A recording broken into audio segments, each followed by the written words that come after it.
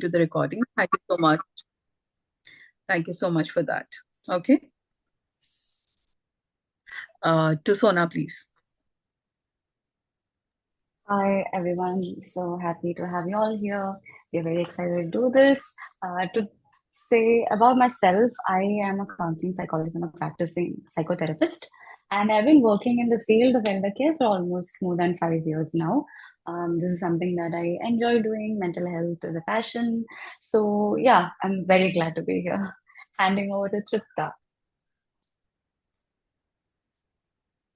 Should I say good morning, good evening? I'm not so sure where everybody signed in from, but good morning from me here on the East Coast.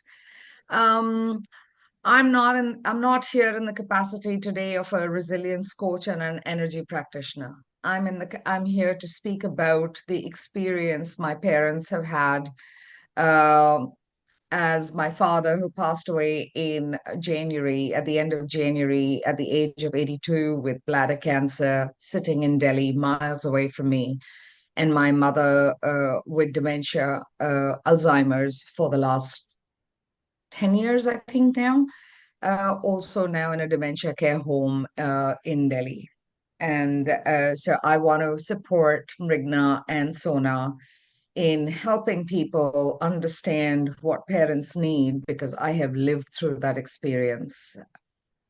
So I'm here to share.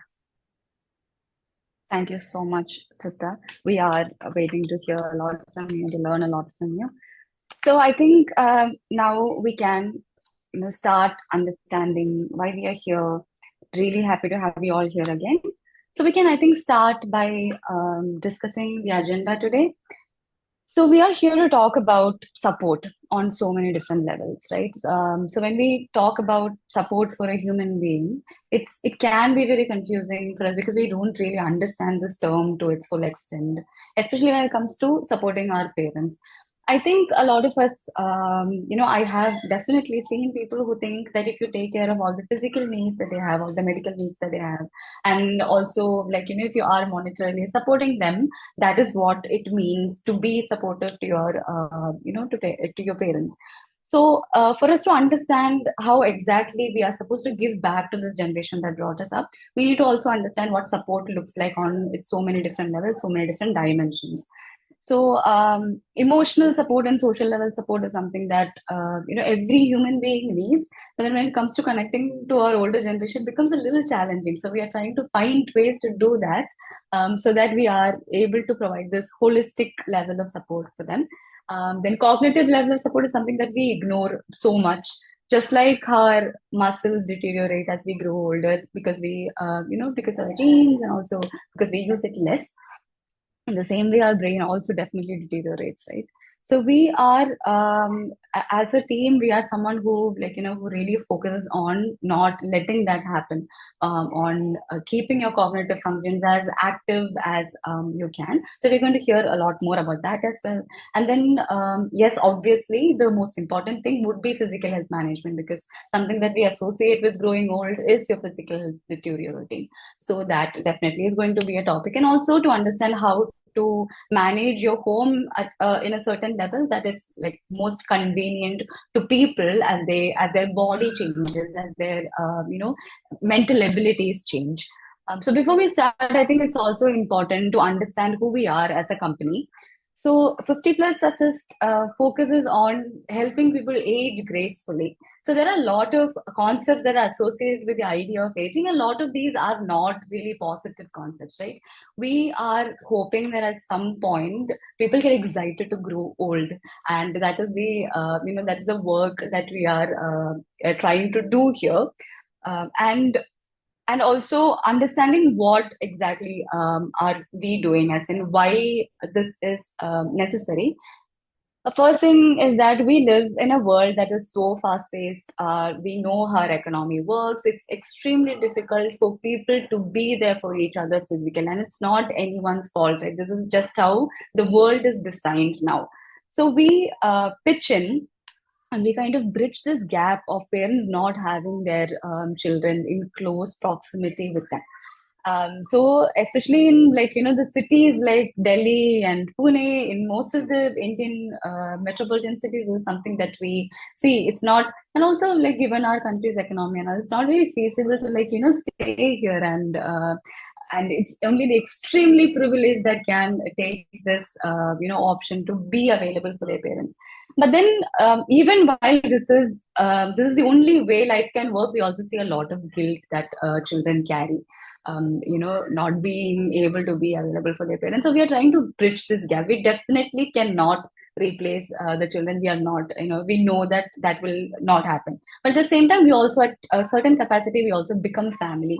We also become the space that the elders can trust, and also the children who live away from them can trust that we would put the well-being of their parents first. So that's about us.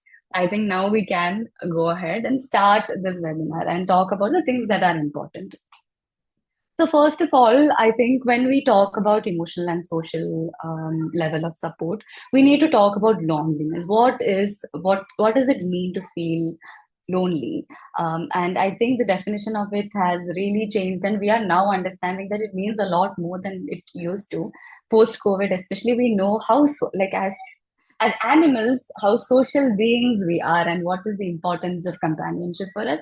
So I think Mrigna can, have a lot of ideas, and she would be able to like really contribute into understanding the concept of loneliness better. So I'm handing over the mic to Mrigna.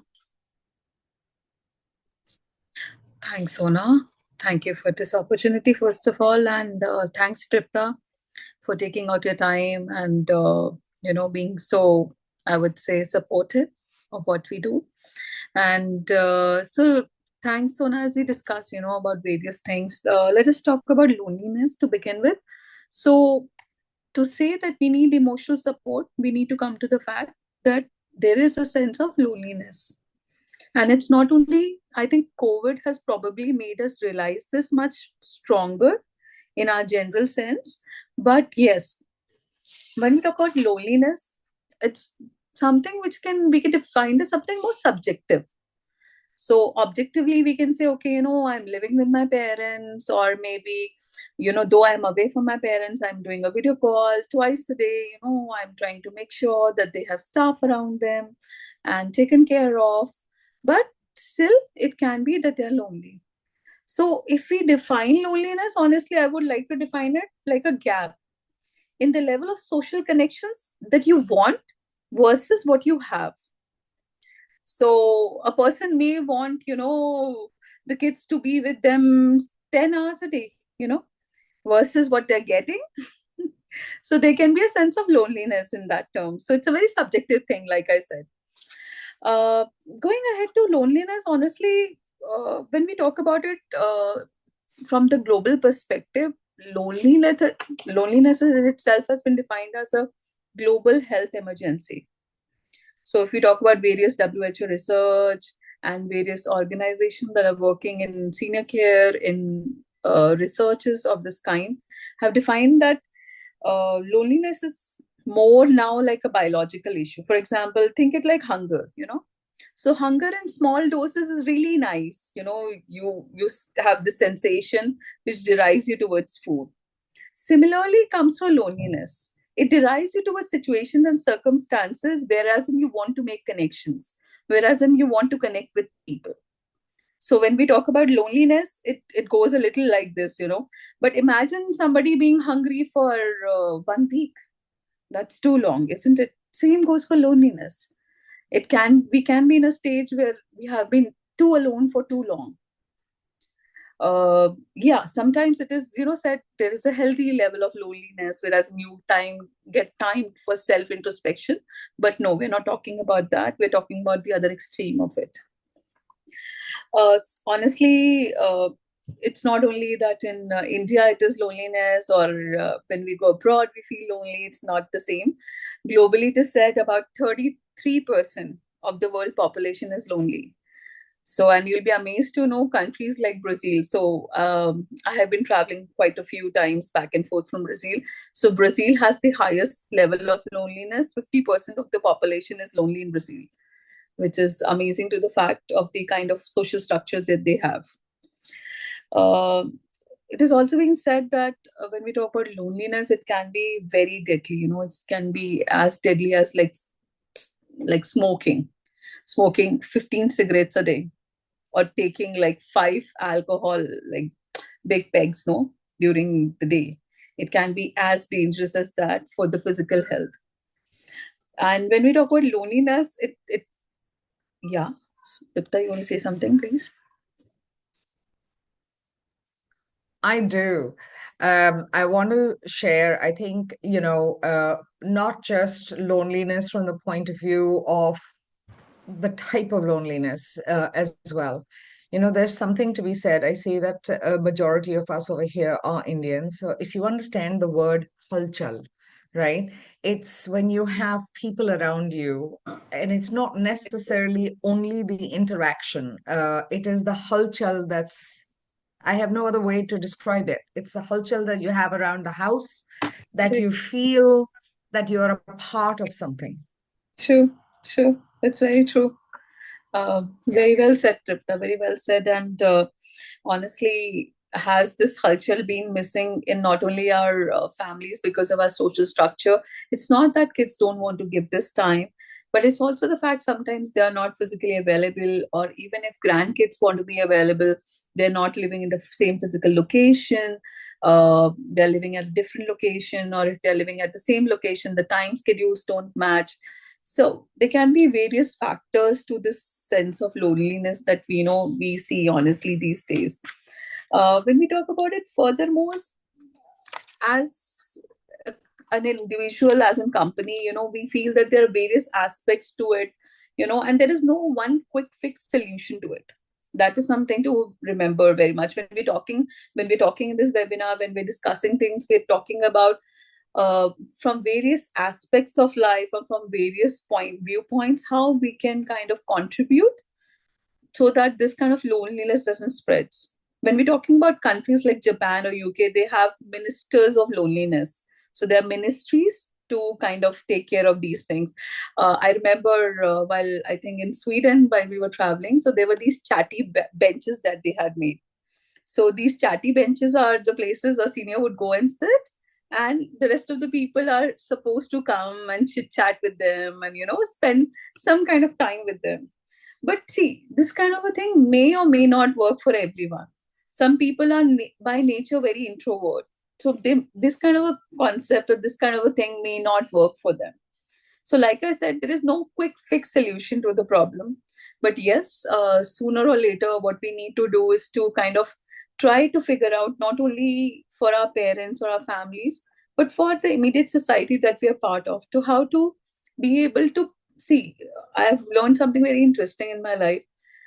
If we're not part of the solution, we are part of the problem somewhere. So let us see how each one of us individually can be part of the solution. So that is what I would say would be the aim of this webinar this day. So I'll pass on to Sona. I mean, this is something that I wanted to share. Thank you, Sona. Thank you so much, Meghna. I would also like to hear from Tripta, from her, personal experience of having seen her parents for so long. Is something, is loneliness is something that they have battled with? It's also coming from the perspective of your mom being diagnosed with dementia, and even though she was physically present all the time, I definitely feel like there would be a certain amount of loneliness that your dad experienced, because it's losing a person that you have known for so long to at certain levels. That's what it looks like, even though the person's there, right? So I would like to hear a little bit more about that experience and how they coped with it, and were there ways that helped them to battle with this loneliness, or to come out of it, manage it better. Yeah. So firstly, I want to share a little bit about my parents, so that because personalities do make a difference, right? So my father was a twice awardee Veer Chakra winner in from the Indian Air Force for shooting down a couple of sabers between both the wars. My mother was, she's still alive, but I use was because she's no longer that kind of a person given her Alzheimer's. So my mother was an extremely active social individual, very outgoing, talkative, 19 to the dozens, a very, very social person. Um, it's very important to recognize that their personality and their level of activity in their lives, even after you've left the house, um, makes a huge difference in the type of support that they need. So I have been gone from Delhi or from India for the last 30 years. So I have been an NRI for 30 years now, and I have seen my parents decline, unfortunately. So the level of activity that they were involved in was very, very high. So initially, they did not have that sense of loneliness because they actually had a sense of purpose. And when I say they had a sense of purpose, my father was very active even after retirement with something known as one rank, one pension. He was one of the leading people supporting the veteran community in getting them their rights. And my mother was just happy serving at the OROP stage, happy serving people tea and food and supporting my dad in his cause. Then in 2019, when her decline started a lot, when her sense of confusion started a lot, that started restricting my dad from moving out because she wouldn't let him leave and he wouldn't be able to go and do banking work, leave alone go to an OROP thing, or he couldn't go to the hospital. I got a call one morning after they had done their last visit to me in Canada in 2019 to say, I can't go get my eye surgery done. I had to cancel it because I can't handle your mother. And so I flew from here for 3 months to go and be with him. And that is impractical. I did that for a few years where I was flying from here for 3 months at a time, and that was not sustainable. Going back to the topic of loneliness, my father, who my father started pulling in because he couldn't find himself to ask for help. He couldn't say, I need to talk to people. He couldn't say, I need to spend time with people. His ego, and I'm sure it's not just my father, but his ego did get in the way. And then came the next level of loneliness because my mum lost her cognitive ability. She would sit with her eyes shut. She would talk, but she wouldn't necessarily make sense. And then from there, she went into silence. So, and I think that was eventually what, honestly, if you ask me, that is what killed him, is he could not take the amount of silence that was around him. He just couldn't deal with it. And when we found out he had bladder cancer, um, he would have recovered, but he had lost the will. He says, I don't have anybody to talk to. My brother and sister-in-law, unfortunately, didn't show up, as in the interactions were very, very sparse. And that would, and I know that everybody has busy lives. Everybody has busy lives, and there's no negating that. But these are the people who gave birth to us. So, I see a question saying that how can an NRI be a part of this ecosystem? So I can share with you what I do and continue doing. So my mom's in a dementia care home in Delhi. And I am interested in seeing that she is well taken care of. So the first thing I did was so many years ago, Mrigna and Sona and their team, they we hired them. I hired them, or my dad first hired them on my urging to say that, Dad, you're not capable of looking after your home. At the age of 80, isn't or even 78, this is not the time for somebody who hasn't done managed household help or managed gone grocery shopping or anything like that to start managing that. So I started addressing, their need with Mrigna and Sona's help first from the practical side of things, but that didn't help. My hope was that that would free up Dad's time to be able to go out, but that wasn't enough, right?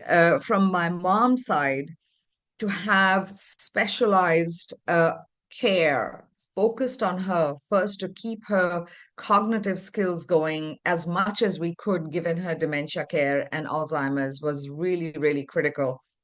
And Sona really helped with that. Mom would look forward to that routine and those calls to the point when she had a massive breakdown. So Alzheimer's patients, each one is different, and they all go through, a different type of a breakdown. Sona would be the only one to be able to calm her. So, some of those relationships become really, really critical because you and I are not equipped, A, to handle it, B, we don't have that time because we do have lives of our own. I have 11-year-old daughter who's suffered because I would disappear 3 months at a time. So, we've got to be able to balance our families, but our parents' care as well. So I honestly use the support of 50 plus. I still use it, even though my mom's in a dementia care center, but I still have 50 plus who goes in and checks in on her, who goes in and sits and talks to her like a friend and gives her the company, but also monitors, the care that she's being given by the facility for me. Sitting here, I can't monitor everything. The other thing that I do is, technology is great today. So even whilst my father was alive, one of the things that I would do is I wake up in the morning and I would have Dad on the phone on WhatsApp. And it wasn't just a direct conversation. It wasn't that we were sitting down and having a conversation. It's he's a part of that culture that I was talking about. So I'm waking up my daughter, getting her ready for school. She's talking to him. I'm talking to him. Sometimes nobody's talking to him. I'm yelling at her. So it's for that hour and a half in the morning. It is like he is a part of the day. And today it's the same thing with mom. So dad passed in January. But with my mother, it's the same thing that I do. And I'm told by the dementia care facility, she's nonverbal, she doesn't move, but I can see her eyes. I put up I bought a big screen and I put up the WhatsApp app gets projected onto the screen so that she can see me in a massive screen rather than a tiny phone in front of her. And she follows.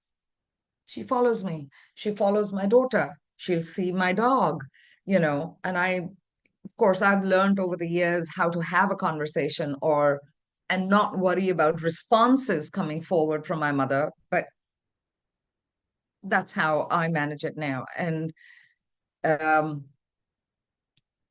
there was a lot of guilt initially, but there's a lot of acceptance now to say, these are my boundaries, but this is how I can contribute, and this is how I can take help from other people. Yeah, I hope that helps. Thank you so much. That was extremely insightful, and to hear the first-hand experience of someone helps a lot more than us, discussing about it and talking about it. So, thank you so much for sharing that. Thank you so much for even being vulnerable, and that's very helpful when we see that, to understand that people go through the same emotions as us. That's extremely helpful. So, thank you so much for doing that for us. Now, so everything that I think Tripta has covered, like almost everything that we wanted to under this topic. But again, just quickly trying to understand what all we can do for the parents when we are not living close to them. So one, like she said, is consistent communication, and it can look so many different ways. Like consistent communication, it doesn't mean that you have to have full-fledged conversations with your parents every day. It can even look like quick check-ins that you do once or twice a day, just asking how are they doing, what are they doing. That itself can be very helpful for them to know that there is someone who is very concerned and who is taking care of us. That itself can be helpful. Video calls, technology has come a long way, and it is very, very helpful to get with your parents on video calls. Why? Because seeing your face can be very, that can be helpful to them, and for you as well, seeing their face can be helpful, right? So it kind of makes you feel like you're not as far as you are from them. And also, the other thing with video calls is it helps you notice even the slightest change when people are growing older. That happens very rapidly, right? So for you to see whether there is, any difference, whether you feel like their health is getting affected, all of that can be done through video calls, even though you are not, right next to them. And another very important thing is, and yes, season get-togethers with family, arranging that need not always be physical as well. You can do that virtually if you don't have like family living close by. If you do, taking initiative to plan that for your parents, to help them see the people that they actually like, not just forcing them to be with family, but then recognizing who they really like spending time with. They can be family or friends, and making that happen can also be very helpful. Another thing is to give motivation and assistance. I think there is something that we really need to keep in our mind. Growing old is challenging in so many different ways. There are these physical changes that we did not anticipate. We knew that this would happen, but then we always probably thought that it would happen to someone else, but not us. And the reality hits you, like, it hits you right in your face. And when that happens, the emotional change is also very intense. So for us to, when we communicate with our parents, for us to know that we might not know all of this. Some of the things that they say might seem like so weird, and it might be so easy for you to, like, for us to solve. But the thing is, for us to understand that we don't know very much about this. We will only know this when we get there, and then we would be able to relate to them. So to hear them, to be empathetic, and to understand that they just want someone to listen and not, most of the times, not solve their problems, that also can be very helpful, I think. Yeah. Sona, sorry to interrupt there. I want to stress on the word that they just want to be heard, not have their problems solved. One of the biggest breakdowns between the communication between my brother, who is in the country, Mm, and my father was my brother would get irritated and want to tell him how to do it. It made dad feel um, really small, yeah. right? Yeah. And you think about, nobody wants to lose control, nobody. And nobody wants to feel helpless. So in our communication, I see also that people are asking the questions to say, how can we become more friendly? Well, just be there to listen to them. See what makes them smile, as Sona was saying, and stick to those topics, right? Ask them for their opinion on your life. They want Yeah. nothing more to be involved with your life. I don't know if you have kids, but I have a 24-year-old, a 27-year-old, and I have 11-year-old. And, I hope my kids would want some information from me. I have so much to offer. Do you think you know, but they have to ask for it. And that will True. make me feel involved. And it is no different from our aging parents. No different, True. So sorry, Sona. Thank you so much. Yeah, so yeah, exactly that, right? So to understand the kind of support that we need to provide is also very important. So I think that's all I wanted, like, talk about the emotional and social level. Then another thing that we ignore so much is, the support on cognitive level. Cognitive functions, we consider it to be bound to be lost after a certain point. We see that we start forgetting things, and you just tell yourself, "Oh, this is just me growing old." You just think that is part of becoming old, and you lose interest in doing a lot of things. But the very work that we do is focused on how to maintain these cognitive functions by keeping your brain active and not just letting go, let nature take its course, because we know that there is neuroplasticity is a thing. We know that your brain can change according to the things that you do. The more you train your brain to do a certain thing, your brain is going to respond to that. So understanding that growing old need not be as horrible as we think it is, right? If we actually put in the effort, there are a lot of things that we can achieve, because no other age is going to give you the wisdom and experience that you have when you grow old. So I think about the cognitive level, we have a lot of ideas, right? What all can we do? There is definitely starting a new hobby, taking classes or seminars, and also teaching someone something. I think Mrigna has because this is the work that we do. I would like her to come in and talk about what it looks like to do cognitive training and how that helps. So thanks, Sona.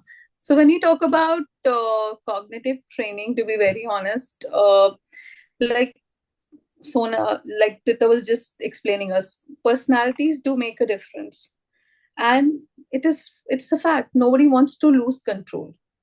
So I really agree with the point. And the cognitive training, or if we are working around the cognitive skill on a general level, we are not going dementia specific, we are not going Alzheimer's specific, we are not going a particular disease or a condition specific. We're going on a very general level.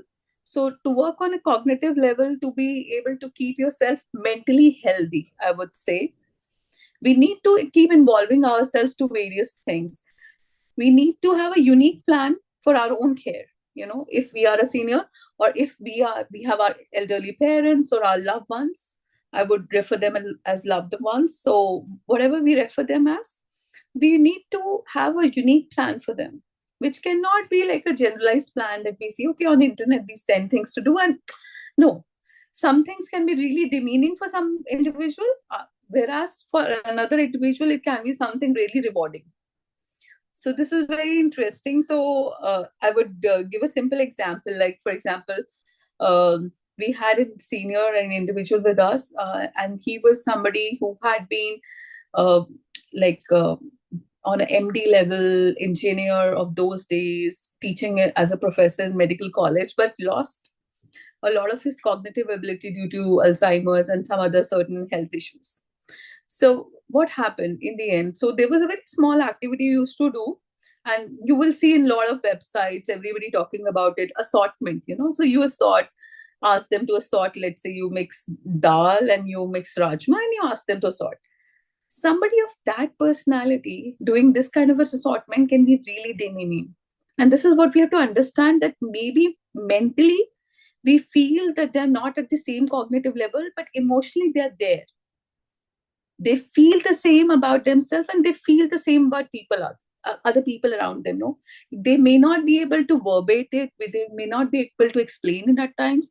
So we did the same assortment activity, but with a twist. We used various sizes of nuts and bolts, to be able to help him with this assortment, because he has worked with mechanical machines, and it is something that has been his profession. Just to help him not to feel demeaned about his own self, no? And when we talk about cognitive level, honestly, there can be a lot of things done. For example, very small things like, there is a theory which is called as an alternative neural pathway.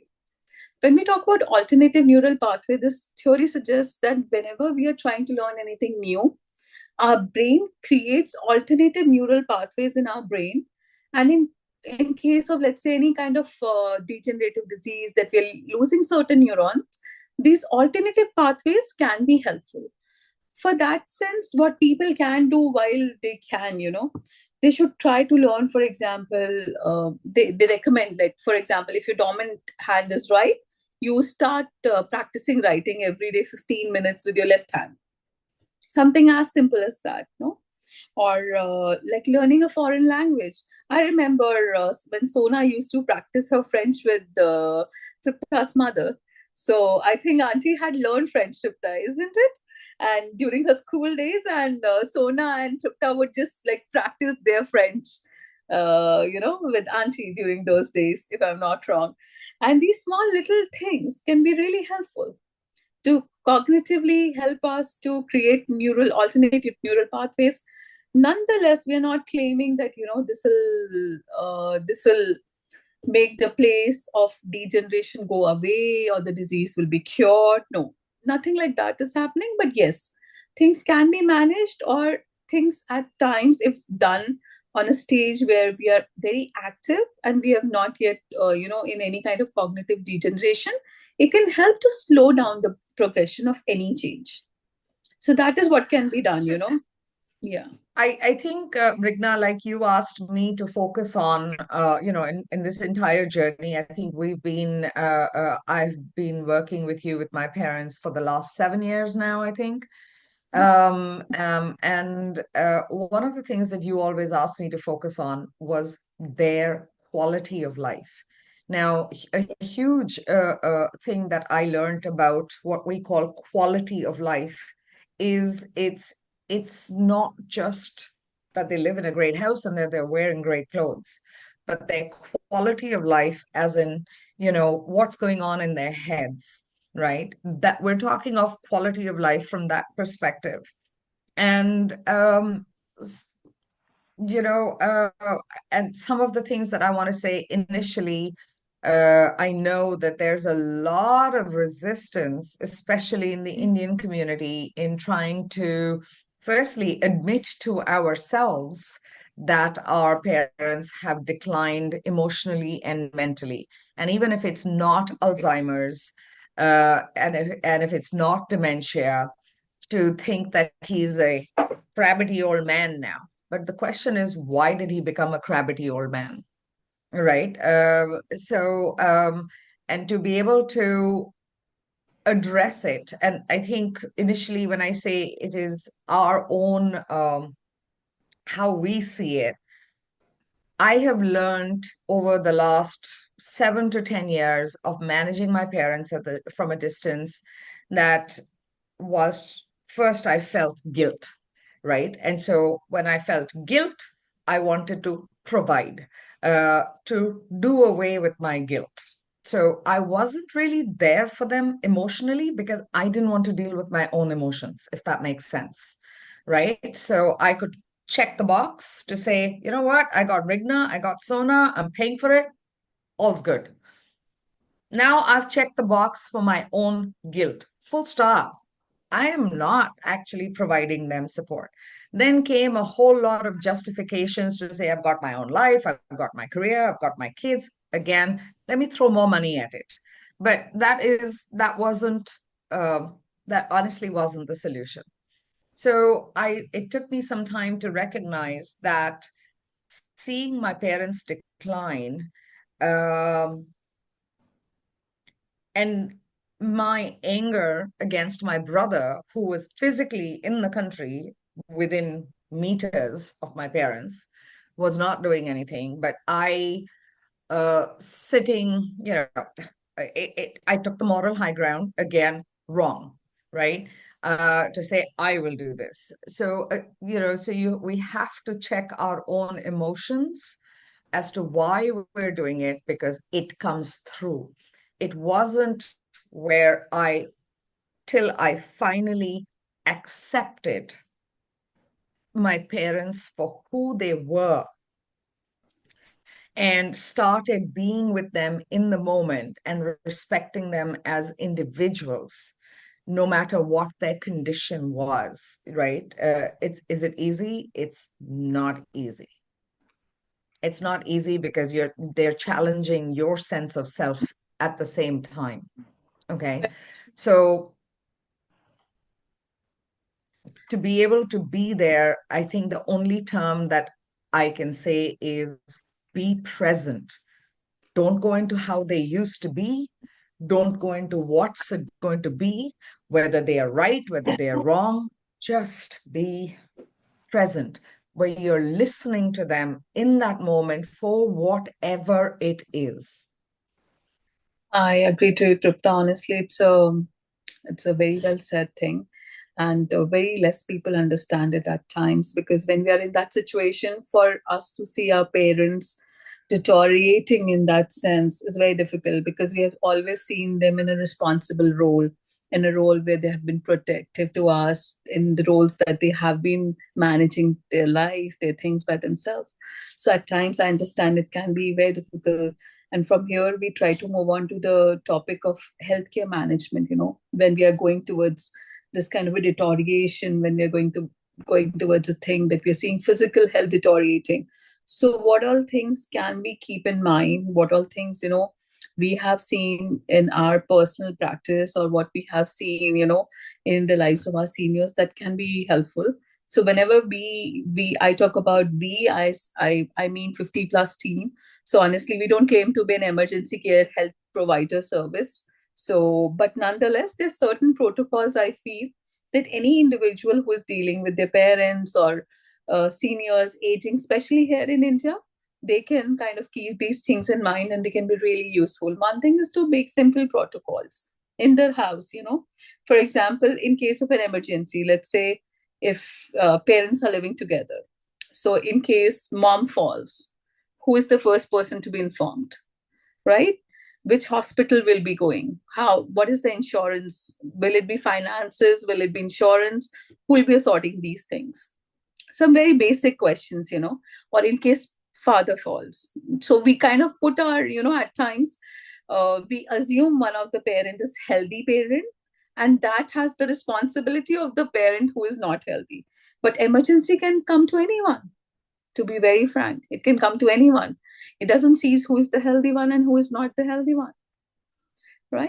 So in that case, these protocols really help. So in case you have an ECHS or you have any kind of insurance done, these papers should be kept very handy, or any staff or any individual living who is made responsible for this duty should know where are the papers held. Which physician is your go-to physician, which hospital is your go-to hospital. This can be one of the hospital which is impaneled by one of the insurances you are bearing, or if you are under ECHS, so if it is under ECHS panel, so all of that needs to be taken care of. And beforehand, it's important to prepare like the medical files in a chronological order. These very small things, we feel, these are very, very small tips, very small things, but to really help us during the case of emergency. Because for example, it has happened to a lot of families that, kids are maybe living outside, or if they're not living outside, they're living with their parents, but they're traveling at the moment that the emergencies happen. So then who is supposed to come back and explain the history to the doctor? What has been the history? So there has to be these certain protocols that we highly recommend for any individual who has parents aging or their loved ones, to place these little protocols in place that can help them in case of any emergency. And most importantly, if any kind of emergency happens, stay calm and let the experts do their thing. Let the experts handle it. We are no experts. I'm no neurologist, I'm no neurosurgeon. So in case if there is an expert, we let the experts handle the thing. So I think that is something that really helps by the end of the day. And I'll pass on to Sona. I think she has something to add. Yeah, thank you so much for bringing in all these practical aspects of taking care of your parents while you're not actually there.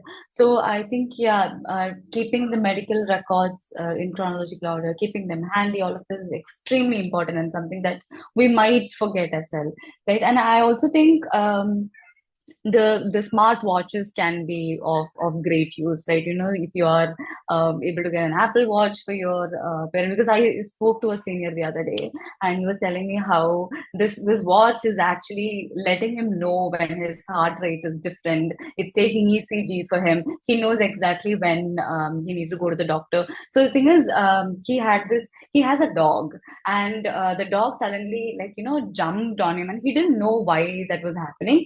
And then there was like and then when he checked, there was a variation in his readings. He didn't recognize it. The dog knew it. The watch knew it. He didn't know it. And so, yeah, and he, like, when he saw this, he went to the doctors, and there was an anomaly in the ECG, and that was very helpful, right? So to establish systems that are, to make use of technology while you're not there, to establish systems that are actually helpful, and also like setting up security cameras, extremely important, Yeah, right? To I cannot emphasize more on the fact that Yeah. if in case your parents are living by themselves, or even if you're living nearby, please make sure you have security cameras at home at all times. Yes. It can really, really be very helpful. And I mean, this is something we've seen in a lot of Yeah. cases that has helped. Yeah. And thanks everyone. I mean, we have been, it has been very healthy discussion. Thanks, Tripta, for all your input. I think we can go on to the questions now. And Yes. since I think we have a question here, um, what should be our way of approaching an elderly as they have different stages of complication during psychological problems? So I would like Sona to maybe answer this one. Yeah. Can you repeat that question again? It is what should be our way of approaching or our approach to an elderly as they have different stages of complication during a psychological issue that they probably are having. Yeah. So like a mental health problem that they Yeah, might be yeah, having, right? could be a mental Yeah. health problem. Nothing is Yeah. specified in the question, but yeah, could be something Yeah. like that. Yeah. So the thing is that for us to, especially when we come to the generation that are elders right now, we don't have a lot of diagnosis to work with, right? These are not the people who used to like go to psychologists and get True. diagnosis done. But it is the first thing that I would recommend is get professional help. Irrespective of how difficult it is for the senior to go and do that, for you to at least talk to an expert, talk to a professional, and let them know what you're dealing with right now can be very helpful, because we see a lot of elders who have severe anxiety, who has depression, right? We see all of that, and the thing is, we feel so clueless because we don't know what exactly we're dealing with. So if you can take the history to a professional, they can help you so much with what is happening. And again, once we recognize what exactly the problem is, since the problem is not specified here, I can only be a little, I can only give generic response here. Once the problem is recognized, it is important that we look at it as a mental health problem itself.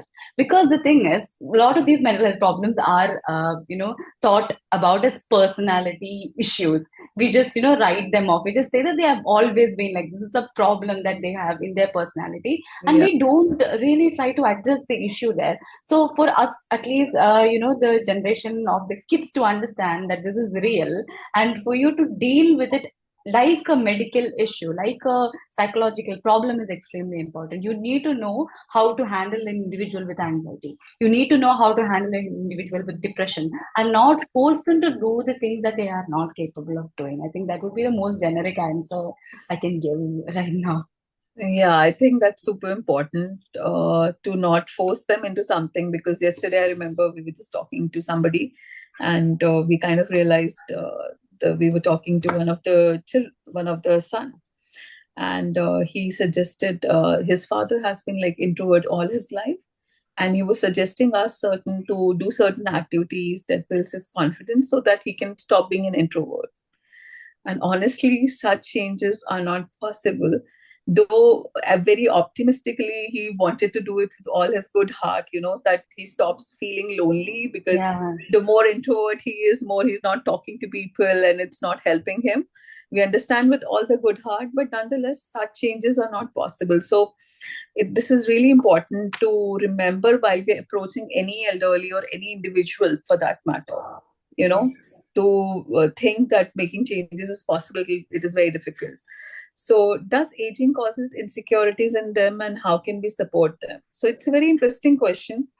To be honest, yes, it's like, when you start seeing your first fine lines. I mean, maybe I don't know about you, like when I started seeing my first fine lines, you start feeling, there's something happening. You start feeling that insecurity inside you. And it's very natural part of you to come to say we are very secure about ourselves and very confident people. I think that would be a little too much to say. Right? So yeah, it is a very natural part of it, and it's important is not to make them feel small, like Tripta suggested. Listen, just listen. You don't have to solve their life, you don't have to solve the issues, you don't have to at times do anything, but just to listen, you know and of course, hiring experts, that really, really helps. In case you feel that they need certain kind of counseling, they are suffering to some kind of a depression, or you feel they are going through something, hire experts, talk to experts. It's important, because not everything we can do by ourselves. There's certain things that we can, and there's certain things that we cannot do. So this is, I would say, And I the want best to way. say, Yeah. Meghna, and I want to say this over here, particularly when it came to my mom, when we diagnosed her with Alzheimer's, she knew that, and then, but as she kept forgetting that she knew that she had Alzheimer's, she knew that there was something wrong with her. Absolutely. That emotion And stays. that emotion stays, and I'm sure that there's something wrong with me, or I'm declining, my abilities are declining. It is natural for anybody to feel insecure when they realize that they're not at their A game that they were recognized for. Doesn't it happen with us? It's not just our parents, it happens with us. True, very true. When there's change happening at your workplace, don't we get insecure? Right? Right. That's If there's a change in your life, or you feel, hey, I'm not that spring chicken anymore. My son says, oh, you can pick up that box. And I'm like, I'm 53. I'm okay to say I'm getting old. Can't do it. Yeah. Right? But Absolutely. it's no different. And we really have to be really, really mindful of not looking at our parents of who they were and how we've known them, but who they are right now. Yeah, I think that's a wonderful approach, to be in the moment and mindfully see what they are right now versus what they were and what they were capable of doing. I totally agree to Tripta on this one. And I mean, going ahead, I think we'd like to now conclude the session. So I'll just give hand over to Sona, please. Yeah, so thank you everyone for being here. This was very informative for me as well. I'm very glad that we did this. So it was a Yeah. very insightful conversation, I think. So thank you so much, Meghna and Tripta, for that. And so now, like, we are hoping that we can keep on doing this.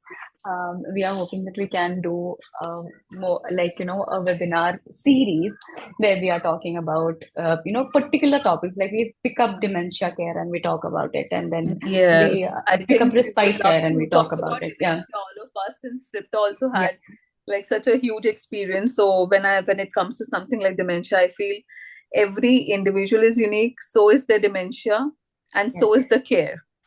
So yes, every perspective matters, every suggestion matters.